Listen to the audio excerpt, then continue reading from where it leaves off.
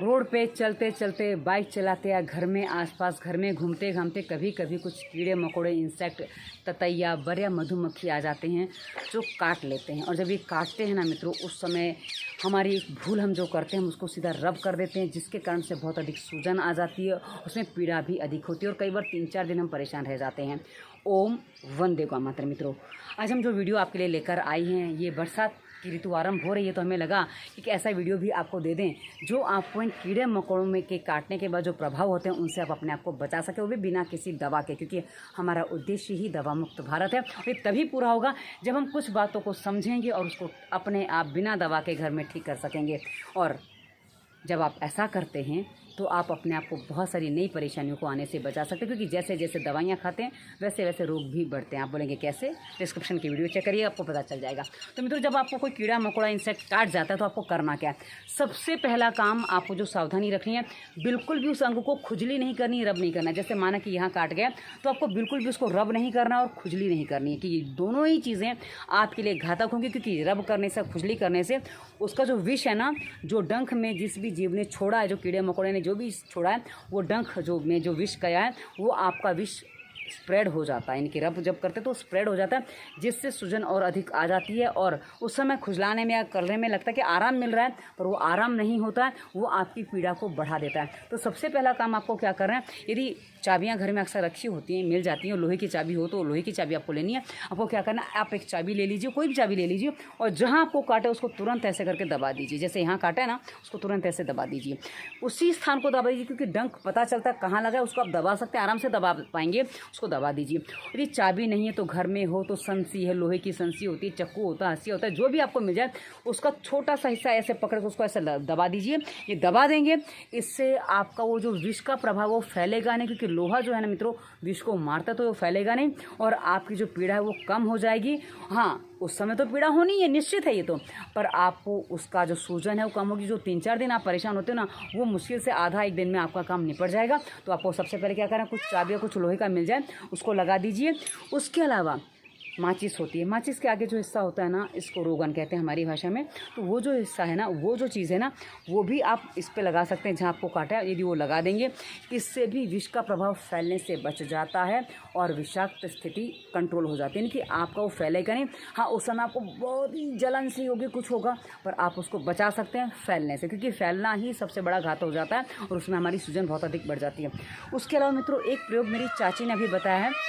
ये मोर बोल रहे हैं, 2 मोर साथ में बोलना चालू करते तो ये ऐसे ही बोलते हैं और बड़े प्यारे लगते हैं, तो इनकी आवाज़ में रोक नहीं सकती। हाँ, तो क्या है कि आपको क्या करना है कि ये माचिस की तीली ले ली, वो लगा लेना। उसके बाद मित्रों, तीसरा काम जो आपको बहुत सरल है और बहुत सहजता से आप कर सकते हो, कि ये चीज़ें घर में उपलब्ध हैं, सरलता से उपलब्ध हैं, वो मैं आपको बता रही हूँ। आपको क्या करना है, आप जहाँ भी हो, आपको जिस अंग में काटा है ध्यान रखिएगा। जैसे हाथ में काटा, यहाँ काटा है, तो इस हाथ को आपको कुछ नहीं करना है, दूसरे हाथ पे आप पानी डालिए और पूरा हाथ धो डालिए और उसके बाद कुल्ला कर लीजिए। हाथ यहाँ से धोएंगे चलेगा, जहाँ काटा है उतना उसी हाथ का दूसरा हिस्सा वैसा हो जाना चाहिए। पैर में, जैसे पैर में यहाँ काट गया तो दूसरे पैर को धो डालिए, यहाँ काट गया तो इस अंग को धो डालिए, यहाँ काट गया तो इस साइड को धो डालिए। मतलब जिस साइड काटा है उस साइड को वैसे ही छोड़िए, उसको रब नहीं करना, कुछ नहीं करना है, और अपोजिट साइड को आप धो डालिए और कुल्ला कर लीजिए पानी से। मुँह से थोड़ा मुँह में पानी भर के, थोड़ी देर पानी भर करके, जिससे आपके मुंह में ठंडक आ जाएगी। यदि आप इतना करते हैं ना, तो इसका विषैला प्रभाव वहीं समाप्त हो जाता है और आप देखेंगे कि जो पीड़ा आपको 3-4 दिन हो रही थी, वो पीड़ा आधा दिन में ही आपकी समिट गई है और वो सूजन जितनी आती थी वो सूजन नहीं आई है या बहुत कम आई है। क्योंकि क्या है ना, बचाव ही समाधान है। आप दवाइयाँ खाएंगे, दवाइयों के उसके साइड इफेक्ट हो, क्योंकि आपको पीड़ा इसमें पेन किलर खाना पड़ेगा या कुछ डॉक्टर और देगा, वो एंटीबायोटिक होगा। तो ये दोनों ही स्थितियों में आपके शरीर में जो केमिकल जाते हैं, जो स्टेरॉइड जा रहे हैं, वो आपकी भूख को मारते हैं और उसके साथ नई बीमारियों को लेके आते हैं। तो बिल्कुल भी ऐसी स्थिति में कोई दवा आपको खाने की आवश्यकता नहीं है। बस हमने बहुत सिंपल प्रयोग आपको बताए हैं। उसके अलावा आप चाहें तो, यदि आपके पास छोटा सा मैग्नेट है ना, मैग्नेट को ले लीजिए।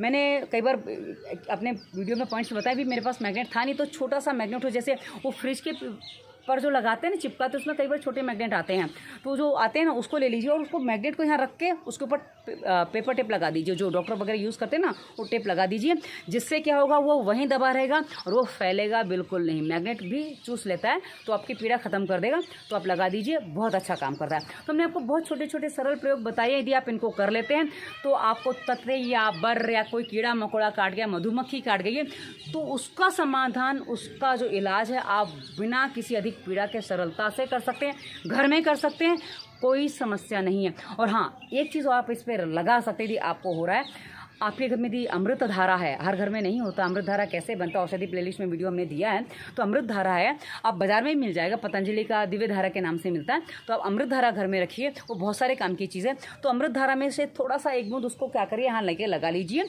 और वहीं उसको तो बस दबा दीजिए, और कुछ भी नहीं मिल रहा तो खाली उंगली से दबा दीजिए।